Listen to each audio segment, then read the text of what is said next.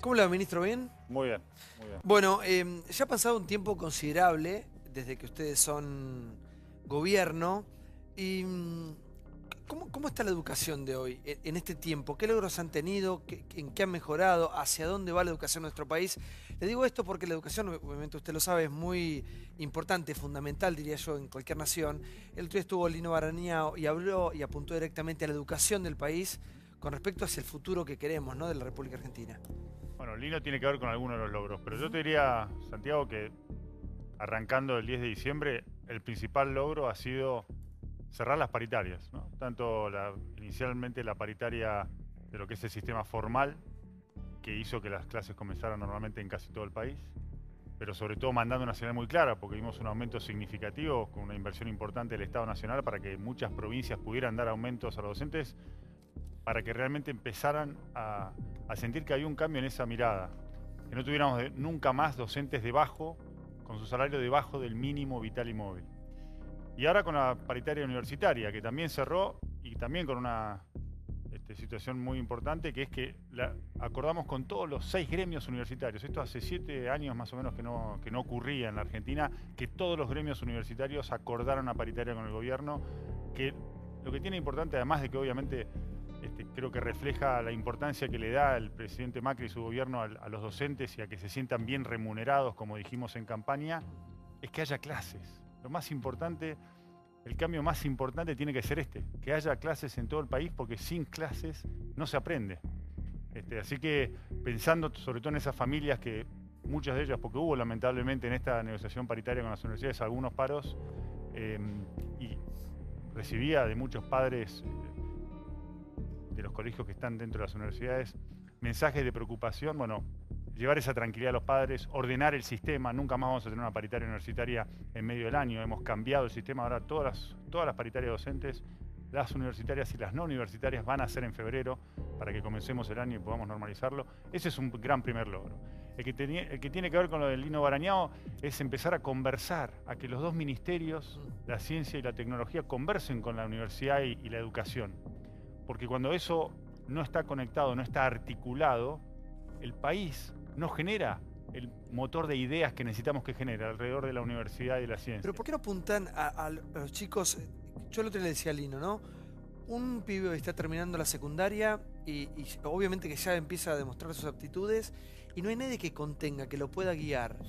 Y va terminando los últimos años, si es que puede, si es que llega hasta ahí y no hay un Estado que le proponga un camino a seguir en cuanto a lo educativo. Uno termina quinto año, me pasó a mí cuando era pibe y le sigue pasando a los pibes de hoy y no sabe absolutamente qué quiere hacer de su vida porque no hay un Estado que se enfoque en eso, a contener al pibe, al estudiante, porque la verdad que hay muchos chicos que ya desde muy chicos empiezan a despuntar hacia una rama no sé, pienso en la ciencia, otros en el arte, otros en las ciencias, no sé, exactas, y no hay un Estado que los pueda guiar y contener a nivel educacional. Coincido con el diagnóstico Ujú. y estamos trabajando, dame Mm. 15 días más, en una respuesta que va a ser muy, muy interesante. La estamos trabajando con las universidades, la estamos trabajando con el sistema universitario en general y el sistema secundario. Queremos unir esos dos sistemas. Lo hemos hablado acá muchas veces. Hoy el secundario, más que un puente hacia la vida adulta, es como un callejón sin salida, donde los chicos se chocan. Vos decís, no hay nadie que los acompañe, no ven hacia dónde tienen que ir.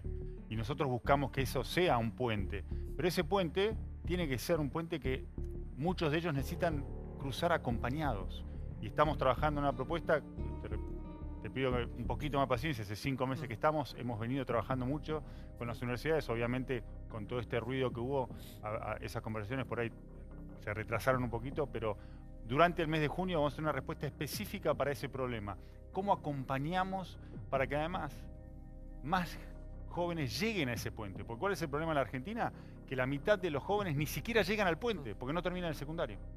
Esa es una gran preocupación nuestra, que no solamente la queremos trabajar con los jóvenes que ya están ahí y vamos a plantear una propuesta concreta para ellos, sino trabajar también desde el inicio. ¿Cuál es la causa o cuál es una de las causas de ese problema? Es el jardín de infantes. Ya está absolutamente demostrado en el mundo. Acabo de volver en el día de hoy de Finlandia. Estuve trabajando allá con las universidades finlandesas y con el Ministerio de Educación finlandés para seguir intercambiando ideas como lo hacíamos en la ciudad. Y allí también el tema de la educación inicial es muy importante porque la estimulación temprana de los niños garantiza que cuando llegan al primer grado están todos en las mismas condiciones. No es lo mismo un chico que nace por ahí en un hogar donde lamentablemente los padres no pudieron terminar el secundario. Entonces no tienen ellos. Pero, ¿en qué falla el Estado? Porque el otro día leía que el 30% No de pensar- los chicos, el 30% de los chicos que arranca el secundario lo termina. ¿Cómo se puede aumentar ese porcentaje? No ¿Cómo pensar a podemos largo hacer plazo. para que... Perdona que Claro. te interrumpí, pero para mí es no pensar a largo plazo. Cuando yo quiero invertir en el jardín es porque yo estoy pensando en una respuesta para ese problema del secundario de 15 años. Porque el chico que entra al jardín hoy va a terminar el secundario en 15 años. Y yo estoy pensando, estamos pensando con Los el gobiernos, presidente. claro, no le interesa claro, el largo plazo a nadie. Sí. nosotros estamos pensando en el presidente que todos los chicos lleguen a los 3 años al jardín, puedan ir a un jardín. Tenemos que construir 3.000 jardines de infantes y lo estamos comenzando a hacer. Hemos conseguido, se anunció hace poquito a través del Banco Interamericano de Desarrollo, un crédito de más de $1.000 millones para este motivo específico, que vamos a trabajar en conjunto con Carolina Stanley en desarrollo social. Porque también pensando más largo plazo, hay que ver cómo se alimenta la madre cuando está embarazada. Porque los alimentos de la madre, los nutrientes de la madre, hacen que ese chico crezca en la panza con todas las conexiones neuronales y después hay que estimular esas conexiones neuronales. Todo eso es lo que ocurre en los primeros años de vida y lo tenemos que trabajar en conjunto. Eso es pensar a 15 años, porque esos chicos van a recién recibirse en el 2030.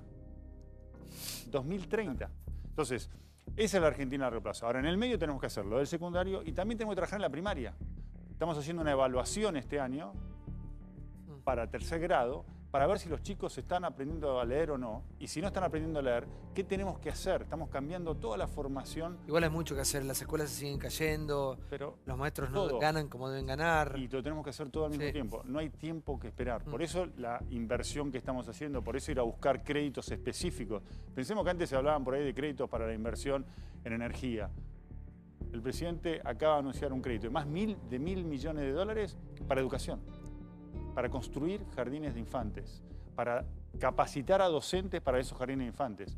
Este es el pensamiento a largo plazo, porque podemos hacer muchos puentes, carreteras, centrales hidroeléctricas, molinos de viento con energía renovable como vamos a hacer, o el proyecto de energía solar en Jujuy, pero todo eso, si no hay una población, una población argentina, una sociedad argentina capaz de aprovecharla, porque tiene jóvenes que generan ideas, nuevos trabajos, que son capaces de generarle al mundo nuevas ideas, no sirve de nada. No sirve de nada. Ministro, ahora obviamente vamos a abrir las preguntas para que pregunten todos los compañeros aquí, pero el otro día repasaba un poco su historia y me encuentro con que usted es, no sé si amigo es la palabra, pero muy cercano a Bergoglio, bueno, ahora Francisco, ¿no? ¿En qué lugar quedó usted en toda esta interna entre Francisco y Mauricio Macri? No soy amigo, no me considero amigo, me parece que ¿Se puede contar en qué condiciones usted llega a conocer a Bergoglio? cuando asumo el Ministerio de Educación en la ciudad, que Mauricio Macri, en ese momento jefe de gobierno, me lo ofrece, empecé a tener algún contacto, él como arzobispo de Buenos Aires. Pero además, en ese momento pasé una situación difícil en mi familia, pasamos, mi mujer y mi familia, una situación difícil y él me acompañó mucho. Así que nada, ahí tuve una relación más de padre cura, de cura párroco a persona que no creía mucho y empezó a creer mucho más y que tuvo una conversión muy grande durante esos años y la continuamos. La verdad que tuve la Para la suerte gente de que no poder- sabe, sin entrar obviamente en detalles, usted tenía una hija con un problema de salud. Ahí se acerca a Bergoglio en aquel entonces. ¿Y usted cree que se provoca un milagro a partir de él? Yo creo que sí, cuando a él lo coronan, la operan por segunda vez a mi hija. Mi hija tuvo cáncer a los 7 años y después le volvió a aparecer una mancha en el hígado, que se la tuvieron que sacar y se la sacaron justo el día, por casualidad mi mujer había elegido el día porque era el día de San José, el 19 de marzo, y justo Bergoglio elige el 19 de marzo para que lo coronen papa. Y bueno, ese día a ella le sacan un tejido extraño del hígado, que el patólogo cuando lo ve dice esto es maligno, y lo estuvieron analizando 22 días y no encontraron una sola célula. Y yo le había pedido por carta, a Francisco que rezara por ella. Y después tuve la bendición de que al mes más o menos ya habíamos planeado, sin saber que Francisco iba a ser papa en ese momento, un viaje a Roma con mi familia. Y ahí la conoció, porque no la conocía. Había escuchado, obviamente, por mis pedidos de oración de Luz, que es mi hija mayor, y la conoció al poco tiempo. ¿Cómo fue ser una persona lejana a la iglesia acercarse? No lejana. Yo decía siempre que mi mujer era como una especie de, en vez de cable a tierra, una especie de conexión al cielo, de antena al cielo. Iba a misa, pero digamos, era para cumplir. Y entendí, lo más importante es que no tenemos el control de nuestra vida. Que cuando uno cree que está todo bajo control, no siempre está todo bajo control. Y que uno tiene que tener fe. Y me ayudó mucho a entender y a priorizar las cosas, a valorar mucho, por eso recién decía lo de mi mujer, ¿no? A valorar mucho el trabajo que ella hace todos los días, cuidándome, además de cuidar, me cuida a mí. Y también sentir que la presencia de Cristo es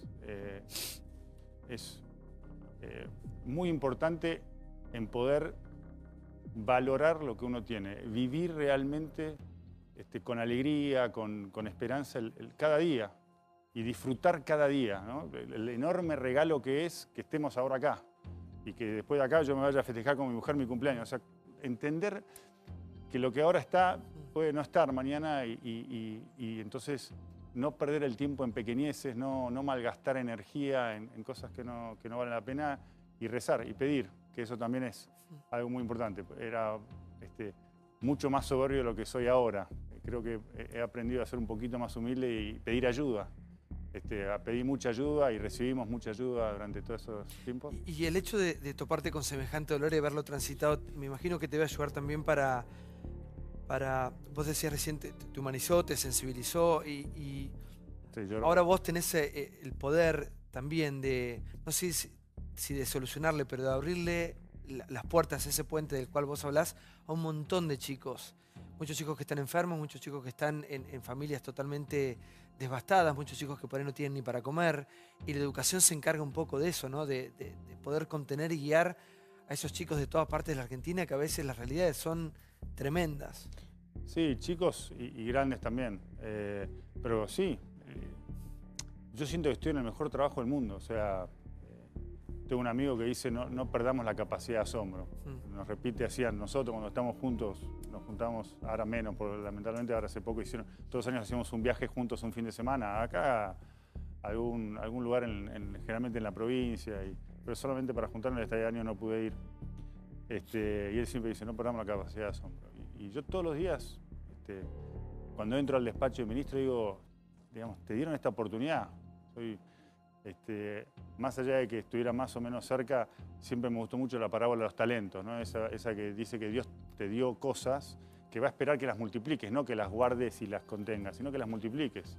Y que te van a juzgar por cómo multiplicaste esas cosas que te dio. Y yo creo que la familia que tengo, los hijos que tengo, la mujer que tengo, son parte de esos talentos. Y también este trabajo, esta oportunidad de poder dejar un granito de arena para que uno de esos chicos pueda estar un poquito más cerca de sentirse que es dueño de su futuro. Que en el fondo eso es la educación, es darle a pibes que por ahí vienen sin nada, la oportunidad de ser dueño de su futuro. Imagínate que puedan realmente decir, voy para allá y voy. Y tengo las herramientas y me siento y tengo la mochila con todas las herramientas que necesito, tengo la carpa, tengo todo. Eso es la educación.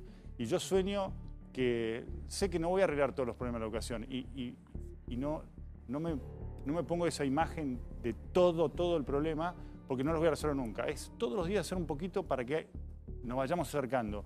Y en ese camino, tratar de que se entienda, porque me parece que lo tenemos que entender todos, que esto tiene que ser un tema. A mí, sinceramente, me duele muchas veces que el debate educativo sea solamente la paritaria docente, ¿no? Por eso, cada vez que vengo acá te agradezco poder venir, porque acá hablamos de otros temas. Y creo que la educación tiene que ser un tema permanente, porque todo lo demás que hagamos, resolvemos la inflación, la vamos a resolver, está bien. Vamos a tener más empleo, perfecto. Ahora, resolvemos el problema del empleo hoy.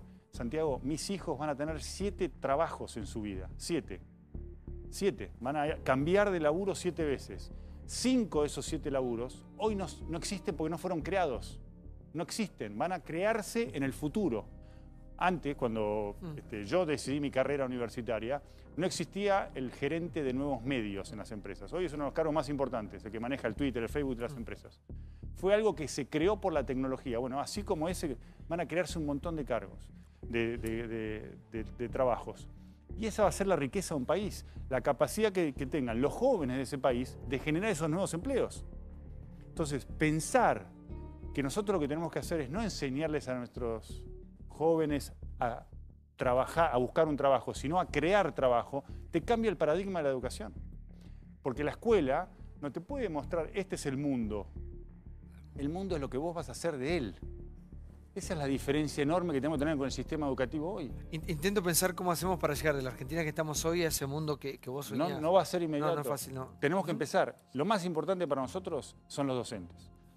Por eso tenemos que cambiarle también al docente esas herramientas, porque les dieron una mochila. Pensá que la mayoría de los docentes en promedio tienen más de 10, 15 años de que se graduaron como docentes.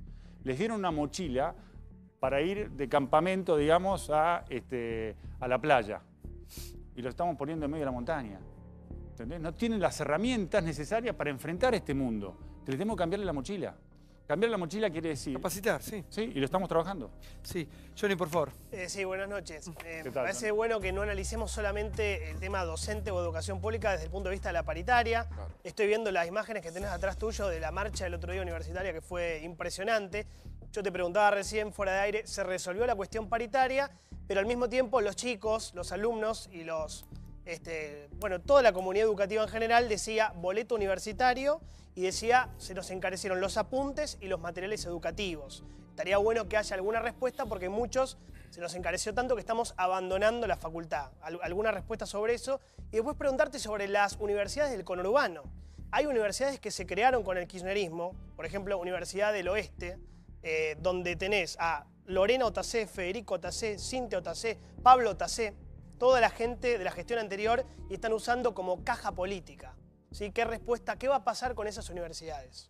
Vamos por el primer punto. Este año nosotros hemos aumentado las becas, justamente para ayudar a aquellos estudiantes que ya reciben ayuda del Estado, para que tengan más ayuda, porque entendemos que la situación genera problemas. Pero me parece importante, porque se destacó mucho, marcharon todos los gremios, como pidiendo, también que todos los gremios firmaron que eso no pasaba. Entonces, por eso te digo, ¿se resolvió el tema de la paritaria? Se resolvió. ¿Se resolvió el tema económico en la Argentina? No, estamos camino a resolverlo. Digamos, el equipo de Alfonso, con la mirada que tiene el presidente, lo va a resolver. Pero en el camino nosotros este año hemos aumentado las becas, estamos trabajando y ya lo hemos hecho público, hemos aumentado el presupuesto universitario para que puedan cubrir la tarifa de luz, hemos garantizado, lo ha hecho el presidente, reunido con todos los rectores, que hacía mucho tiempo no se reunían todos los rectores en Casa Rosada, garantizando el funcionamiento de las universidades. Así que la verdad que por ese lado estamos absolutamente abiertos, como siempre, 11 5002 5656, mi teléfono a disposición. Me he reunido con la FUBA, me he comprometido a asistir al Congreso. Pon acá abajo a pie de pantalla el teléfono del ministro, usted siempre lo da al aire. A ver, sí. 11 5002 5656. Ahí está. Así que vamos a seguir con el diálogo con todos y ayudando a resolver los problemas que sabemos que tenemos que enfrentar, pero sabemos que es un momento que vamos a atravesar y vamos a estar mucho mejor. Respecto al segundo tema, bueno, el tema de la Universidad del Oeste lo vimos puntualmente y estamos trabajando en una renovación de la conducción, que como dijiste la conducía hoy uno de los hijos de Otacé, porque estaba ya planteado judicialmente por el ministro anterior el tema. No es que nosotros lo recibimos ya con un planteo judicial, entonces estamos tratando de resolverlo lo antes posible para resolverlo antes que lo resuelva la justicia. ¿Es verdad que se pagaban sueldos de 300.000 pesos? La verdad es que no te puedo decir si hay sueldo de 300.000 pesos. 300.000 pesos, ¿por qué? ¿Por cuánto? Universidad Nacional del Oeste. Del Oeste. Estamos, ¿Por mes? Por mes. Sueldos. 300.000 pesos por mes. Hay muchas versiones. Yo quiero hablar. ¿De qué daba? Profesores, rectores, gente de la Universidad Nacional del Oeste. Por eso yo te decía, se usaban como caja política. Pero esto concursos, quiero ir. Lo hemos dicho. No, pero preguntó si era cierto. ¿Es cierto eso? ¿Eso es un papelón? Yo soy serio, así que no quiero hablar sin la información. No tenemos la auditoría, hemos pedido auditorías a las universidades. ¿Cómo? Sería un papelón si eso es así, es una vergüenza, digo, pero preguntó si era porque cierto. La No lo caja puedo- es 103 digo, millones de pesos. Pero por digo, año. el día que yo sepa que es así, no se preocupe, Lo van a que vamos a ir a la justicia, lo vamos a Perfecto. mostrar, porque hay hasta cosas que entonces, Pero el punto, por eso yo no quiero hablar de más. Lo que quiero decir es esto. Nosotros estamos convencidos que la universidad debe crecer, el sistema universitario debe crecer. De las universidades que se crearon, por ejemplo, se creó la Universidad de Almirante Brown, hemos nombrado al rector normalizador, para aquellos que decían que no se iban a nombrar, bueno, nombramos al rector. Las universidades van a funcionar, vamos a hacer crecer el sistema y queremos invertir mucho en el sistema universitario, así que esto por un lado. Por otro lado, también queremos que se auditen los más de 60.000 millones de pesos que este año vamos a invertir en universidades, tienen que tener rendición de cuentas. Okay. No pueden no tener rendición de cuentas y en el pasado ha habido universidades que no han dejado que las auditorías entren, con lo cual eso sí hemos sido muy claros con los rectores. Sí, Rosario. Buenas noches, ministro. ¿Qué tal, Rosario? Estaba hablando usted recién de su viaje a Finlandia, las escuelas de innovación pedagógica que usted empezó cuando era ministro en la ciudad de Buenos Aires. Yo me preguntaba, después de escuchar a pedagogos como Ken Robinson, que muchas veces lo hablábamos, el británico que pide una revolución educativa, salir de formar profesionales para la revolución industrial, que la pasamos hace mucho tiempo. Ahora, quiero dividir la pregunta en dos partes. Para poder atender y formar chicos necesitamos maestros bien pagos. Nos gusta no hablar de las paritarias y de los sueldos, hay que hacerlo. Si no, el maestro no puede educar como corresponde. ¿Cuánto gana un maestro finlandés? Gana 2.700 euros de salario inicial. O sea, estamos muy lejos de Finlandia, no solamente... Está bien, en Hay que ver lo que es el Rosario. costo de vida también No, para por eso. poder... Bueno, Yo lo que pero diría- quiero que me diga para Yo saber... lo que diría, 5.000 Rosario, por año. si lo tomás por porcentaje del PBI per cápita, que sería algo que iría en la línea de lo que dice Santiago, de tratar de relacionarlo, no estamos tan lejos. Ahora, en Finlandia el maestro no solamente gana un sueldo, que es interesante, no es el mejor sueldo, le alcanza para sí, vivir. pero, y no tiene mucho crecimiento. No hay tanta, créanme que no hay tanta la diferencia comparativamente hablando. Ahora, tiene un prestigio que no tiene acá el maestro, tiene un respeto de la sociedad que acá no tiene. Nosotros estamos hablando mucho de esto. Nosotros decíamos, queremos maestros respetados, cuidados y bien remunerados, porque sentimos que no hay un respeto por el maestro acá. Y nosotros queremos que eso se recupere, porque si no se recupera, si seguimos teniendo casos de padres que van a pegarle a los maestros porque le pusieron una mala nota a los hijos, si tenemos como sociedad una visión de la educación como algo temporal, de la escuela como un depósito, donde yo dejo a mi hijo a la mañana y lo paso a buscar a la tarde y no importa lo que pasó en el medio, eso es no valorar al docente. Cuando nosotros le decimos a un docente, pasalo al pibe aunque no sepa, le estás diciendo no me importa tu laburo. Porque si no importa si el pibe aprendió, tampoco importa si el maestro enseñó, a nosotros sí nos importa. Pero, ministro, estamos hablando de una sociedad donde esos padres tienen un trabajo que también les alcanza, pueden ocuparse determinadas horas de la educación de sus hijos, maestros que ganan lo suficiente para poder enseñar como corresponde y formar a esos chicos. Y estamos en una Argentina donde lamentablemente, y es una deuda pendiente de hace muchos años, no se le paga bien a los maestros y se toman decisiones como recortarle 800 millones de pesos, entre otros a las universidades. Se le da para poder bancar la factura de luz, pero se recorta de la jefatura de gabinete, administración... No se recortó nada, Sí, decisión administrativa No, Rosario, no me digas 519. sí, perdón. Sí, le digo que sí, está publicado en el boletín Pero oficial. ¿qué es recortar? Si yo estoy aumentando el presupuesto, no hubo recorte. El dinero que tenía la jefatura Pero de entonces gabinete no es para así, disponer pero para entonces- eso se lo dieron a los gobernadores, no sé a quiénes, y se le saca, entre otros, a universidades. Pero no es Entonces así, hay una Rosario. contradicción, Pero ministro. Rosario, usted tiene que tomar el número total, no puede tomar un número parcial. Pero ¿para qué se recorta esto? Pero déjeme terminar, yo la Por escucho con favor, atención, por favor, si no es quiero difícil. escuchar a usted. Ahora, en este momento, hay determinados recursos que se distribuyen de acuerdo a la necesidad. Las universidades están hoy cubiertas, de hecho, y le digo esto, recibimos el sistema con 3 meses de deuda y 2 cuotas de las becas de los estudiantes universitarios sin pagar.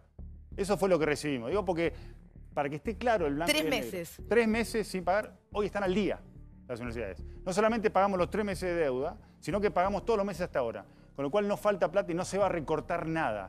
Lo que pasó es que hay unos recursos que se votaron en un presupuesto que no era nuestro presupuesto, que estaban a distribución del jefe de gabinete, que se distribuyeron a las provincias porque las provincias tienen necesidad de salarios. Entonces, hoy la urgencia era esa. Esto no quiere decir que se recortó a la universidad. La universidad tenía un presupuesto el año pasado de 54.000 millones de pesos y está yendo por arriba tranquilamente de los 62.000, 63.000. No hablemos de recorte por una decisión del jefe de gabinete que está teniendo una urgencia, pero que no saca plata de las universidades. Sacar plata de las universidades hubiera sido reducir el presupuesto A ver, universitario. sí, Pablo. Es bueno aclararlo, te preguntábamos a Lino, si te cortaron o no te cortaron, él dijo no, tengo más presupuesto. Pero claro, por eso. Está instalado el tema de un recorte. Yo creo que la universidad tendría que tener como una tarifa social. No podemos discutir que haya o no haya luz en las escuelas y en las universidades, me parece que ese es por otro lado. Así como en todos lados apareció corrupción, ahora en fabricaciones militares, en el RENAR, en el Senado, en todos lados que tocas PAMI hay que hacer una auditoría. En tu área, más allá de lo que planteaba Johnny, de algunos sueldos exponenciales o de algunas universidades que fueron utilizadas con recursos y después hacían proyectos cinematográficos o cosas así, ¿encontraste también corrupción dentro del área educativa? ¿Te puedo completar algo de lo que dijiste al principio? Yo voy a terminar el año con más universidades de las que recibí, con lo cual imposible que haya recorte. Esto lo quiero decir. Digamos, la Universidad de San Isidro no existía el año pasado, se votó la ley el año pasado, la estamos creando y la creamos y está entrando en funcionamiento. La Universidad de Almirante Brown no existía el año pasado, la estamos creando y está entrando en funcionamiento. La Universidad de Comechingones está entrando en funcionamiento. 3 universidades nuevas. Estamos financiando, con lo cual no hay ningún recorte. Lo que digo es, fijémonos bien lo que decimos, porque si no después generamos debates que son artificiales, que es lo que dije yo, se está queriendo crear una crisis donde no la hay. Vamos al otro tema. Yo no voy a hablar de corrupción, repito, cuando yo tuve que hacer denuncia de corrupción, fui a la justicia, se removieron funcionarios con Skanska, no tengo ningún problema. Creo que hay que hacerlo. Yo lo que te puedo decir es que hubo mucha ineficiencia. Te doy 2 ejemplos que tienen que ver con los programas de computación, de computadoras, Conectar Igualdad. Todas las reparaciones del país de computadoras se hacían en un solo lugar. De Jujuy, La Quiaca, de Ushuaia, todas venían a repararse acá a Capital Federal. Se rompía una en Jujuy y venía acá. 6 meses tardaban. No, eso no sé si es corrupción, no lo puedo decir porque no tengo información. Lo que sí te digo que es una ineficiencia que se terminó. Estamos creando centros en cada una de las provincias, porque además eso genera capacidad local. Olvídate de si el mejor reparador del mundo está en la ciudad.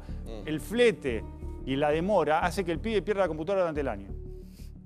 Licitamos, en realidad recibimos una licitación en proceso de 200.000 computadoras. Se abre la licitación, precio promedio más bajo, $520.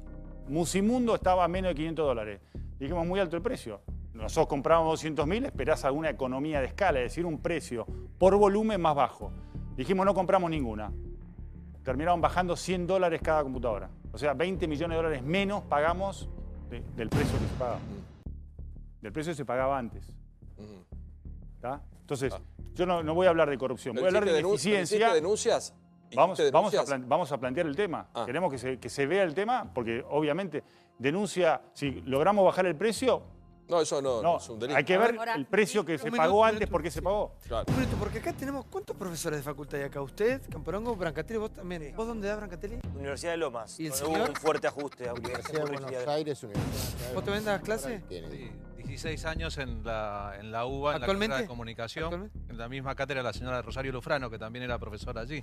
Somos por lo menos 4 docentes universitarios aquí presentes. Universidad de Lomas, con Carlos Campolongo damos clases, yo como adjunto de una de las cátedras.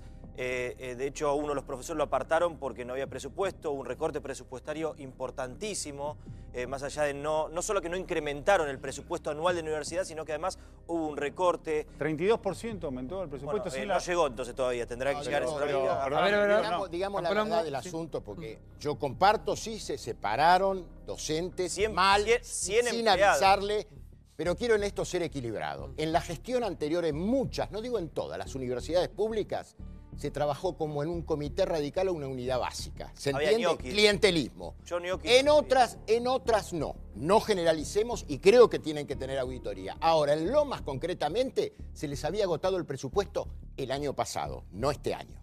Quiero aclarar algo, pero aparte, pero muy importante. Y esto no significa que después no tenga críticas pero para aparte, usted, repito, si le ¿qué es debemos la educación? a la Universidad de Loma de Zamora no se le debe plata, y repito, nosotros el envío del recurso que teníamos presupuestado lo estamos mandando, y ahora con el ajuste de sueldos que hemos aumentado el 31% para todos los... Sí, pero en todo el año.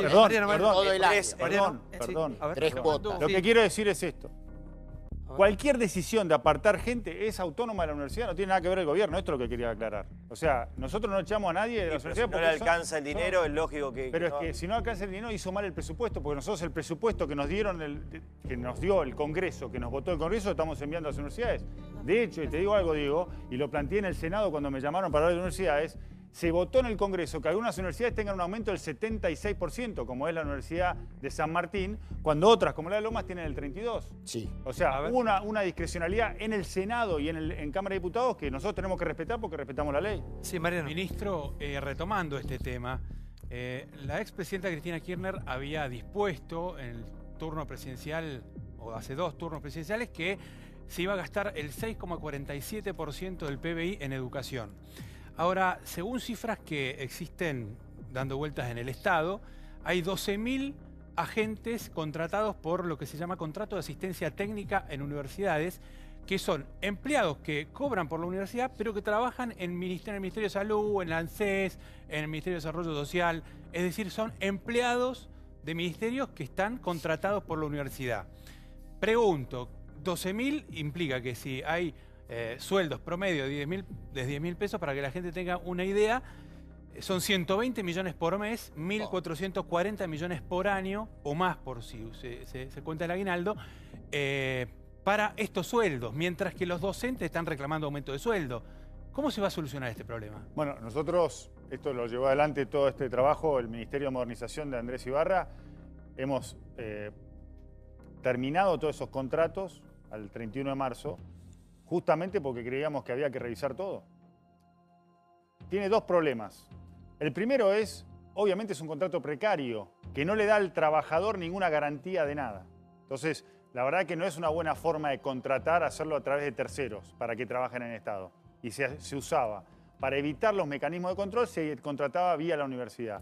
Y segundo, que no siempre estaba claro para qué función estaban esos contratos.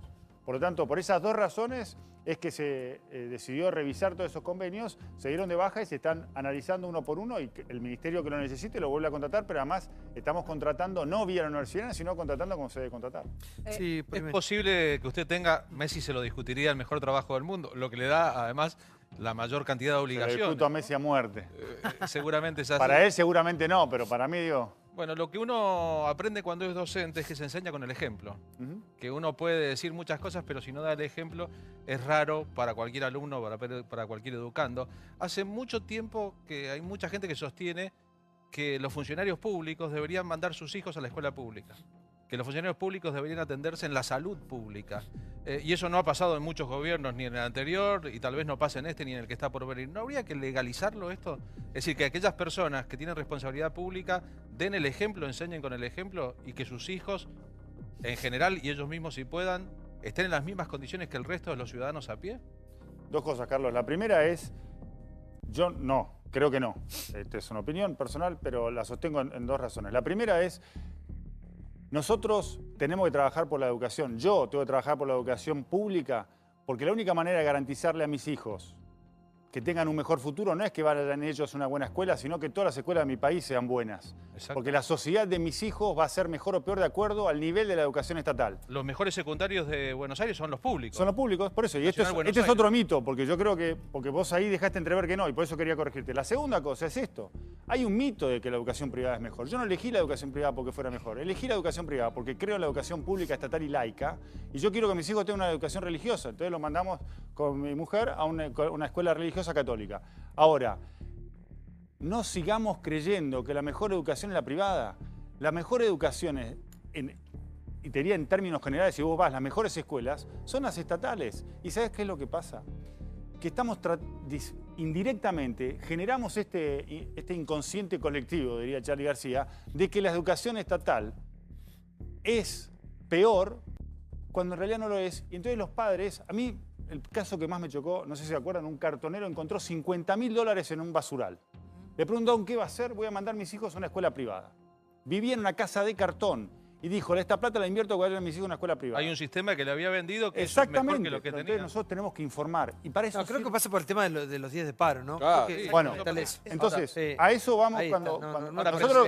Percibe la contradicción, ¿no? Que usted es ministro de Educación de la Nación, vela por la red pública, cree que la educación pública es mejor que la privada, pero manda a sus hijos a una escuela privada. Pero porque yo creo que para mis hijos, por la elección que yo tengo... Por la elección religiosa. Claro, por una cuestión de que quiero tener una educación religiosa, la mejor opción para mí pero no quiere decir que sea para todos, es ese colegio. A ver si, Liliana.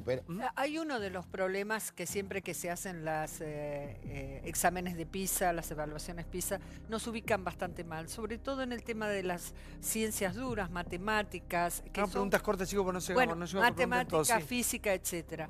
¿Qué se va a hacer para mejorar ese tema? Y segundo, ¿cómo hacer hoy para que esos chicos, la pregunta que hacía Santiago, esos chicos que dejan el secundario porque no le encuentran sentido, sigan hoy?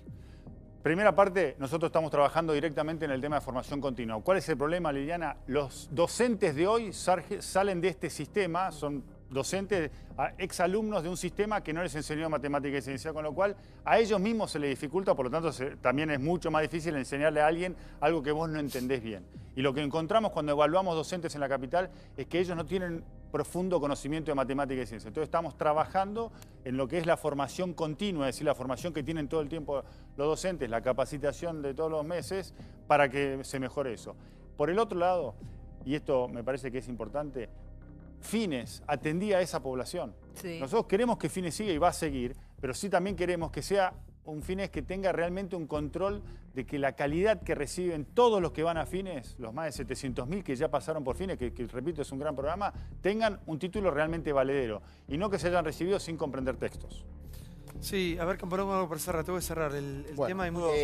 La calidad educativa la acaba de nombrar usted. En octubre va a haber una gran prueba de aprender, ¿cierto? Cambian la metodología, pero tengo mis dudas y en la Argentina se están discutiendo los contenidos. Anexo, ¿quiénes son? ¿Con quién conversa usted, referentes argentinos de la educación? A ver, primero, por un lado, cambiamos el contenido, sí y no. Le estamos poniendo... en la metodología, no el contenido. Lo que estamos tratando, sí, pero estamos cambiando también cuál es el objetivo. En vez de ver tanto el llegar a determinados conocimientos e información, estamos yendo a competencias, habilidades, a las cosas que los chicos saben hacer. Porque hoy, más que buscar conocer la capital de los países, tenés que saber cómo manejar herramientas que te puedan ayudar a vos mismo conocer, llegar a ese conocimiento. Entonces, tenemos que generar habilidades y competencias en los chicos. Ahora, ¿con quiénes converso? Yo creo que la Argentina tiene una enorme cantidad y pluralidad de gente que ha trabajado mucho en educación. Converso con exministros, lo hacía también en la ciudad, tengo una reunión mensual con expertos como, bueno, algunos que ya están trabajando conmigo, como Elena Duro, pero... con Emilio Tenti, con Naradó. Guillermo Jaime Echeverry, por ejemplo, con el otro día estuve en la Academia de Ciencias con el profesor Salonia, con el Pedro Barcia, Katy Nosiglia de la UBA, trabajamos con ella también bastante, Claudia Romero de la Universidad de Tela, Elena Duro, Cecilia Veleda, Florencia Mesara, que se sumaron al equipo, que surgían de ese equipo, Juan José Liach, un exministro también que tiene mucho conocimiento de la parte económica y financiera del sistema. Bueno, me estoy olvidando a un montón de gente que le pido disculpas, pero creo que hay mucho para hacer. Y yo creo realmente que no tengo las respuestas. Por eso, en esta búsqueda de consenso, también con los que hablo mucho, y quería terminar con esto, es con los otros ministros. Es decir, hay algo que pasó, y esto lo digo no por soberbia, pero creo que fue muy importante, que fue el acuerdo que firmamos los 25 ministros, los 24 de provincias y el de Nación, que se firmó en Purmamarca, que fue un acuerdo de fijar política de largo plazo en la educación. No se hacía esto, no se había hecho con una mirada de tan largo plazo. Y me parece que el único que lo menciona permanentemente es el presidente porque realmente creo que valora este tipo de búsquedas. Pero creo que hay que hablar más con las provincias y es lo que estoy tratando de hacer. Por eso el Consejo Federal tampoco se hace más en la capital federal. Lo hicimos en La Rioja, en Jujuy, en Santa Fe, en La Plata, para realmente federalizar, entender que es un sistema federal y lo tenemos que trabajar con las provincias. Muchas gracias, ministro, por haber estado. Gracias a vos, Santiago. Muchísimos más invitados. Gracias, María Eugenia. Un gusto conocerla. Muchísimas gracias. ¿Todo bien algo para agregar o no? No. Vamos